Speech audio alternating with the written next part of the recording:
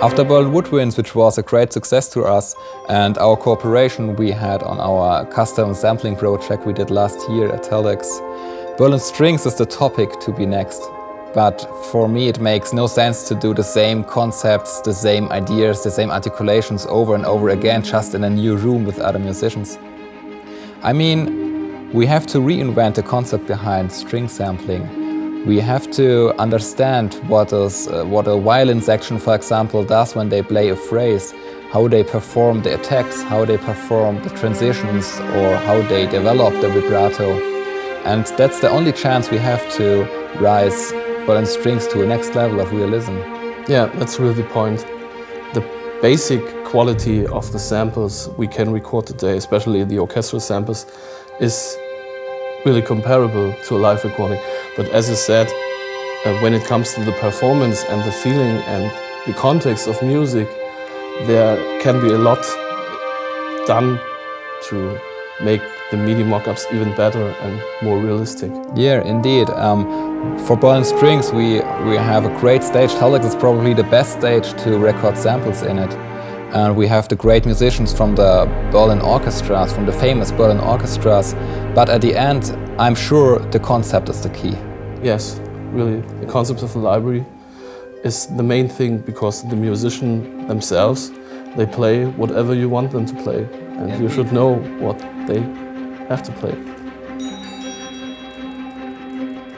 Time and samples have pretty much in common. And what a real violin section is doing when they perform a line naturally is to fit the transition and the attack perfectly to that phrase.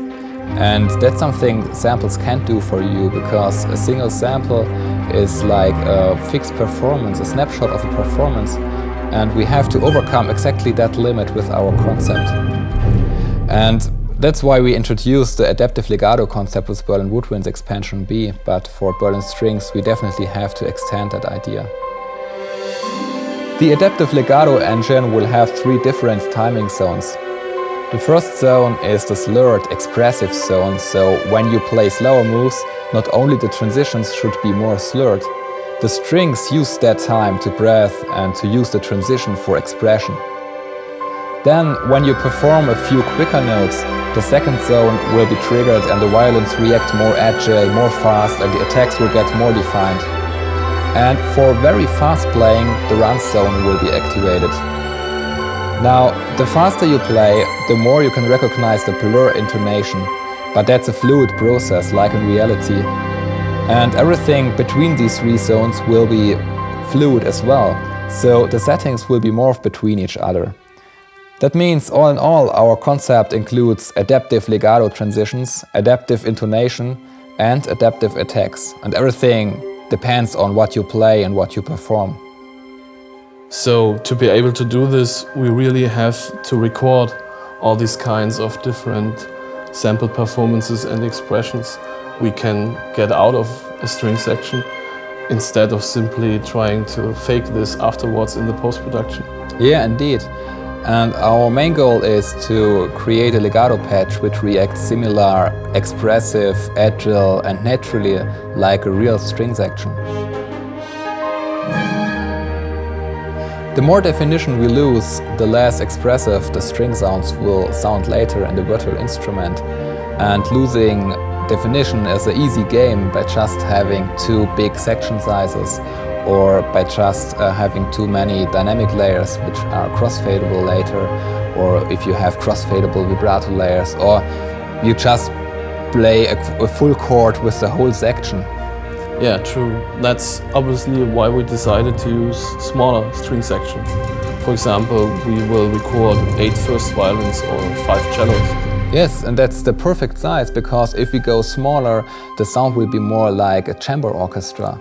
Yeah, and that's not what we want. We still want to have that big, smooth film orchestral sound.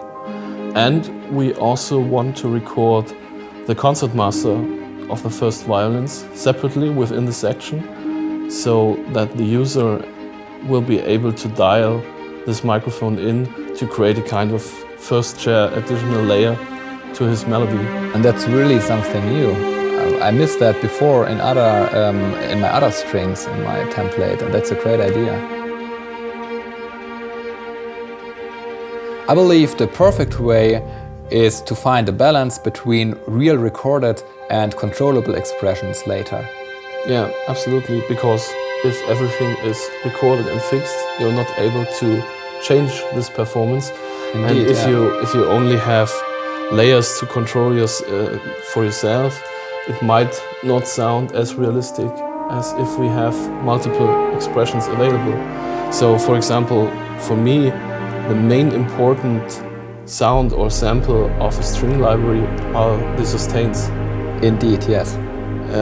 A live string player can do so many things within one sustain note, and my dream still is to hit a key simply and hear a soft sound with a light vibrato shimmering over something, or also a very hard, dramatic high note from violins or whatever, and to be able to bring this all into one performance to play. Yes, indeed. That's a kind of dream. And you said something about vibrato, and maybe the users will hate me now, but indeed I'm not a big fan of crossfadeable vibrato intensities, because that's something what is not natural. I believe a vibrato is not just the intensity of the vibrato. A vibrato must be developed by the musician. It's something to express. Yeah, it's a different, you can do different speeds, different intensities, and also different characters.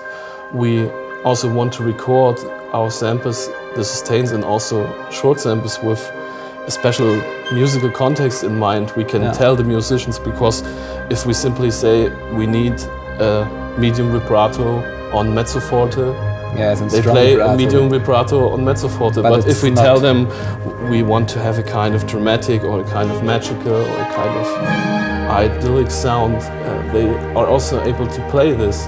Yeah. And so. But that's what I meant with find a musical way to capture the articulations.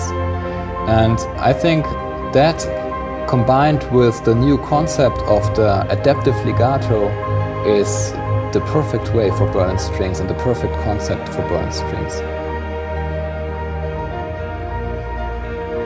I think we have a good concept created for Berlin strings, but I have to say we have to do a lot of work until we can release the library.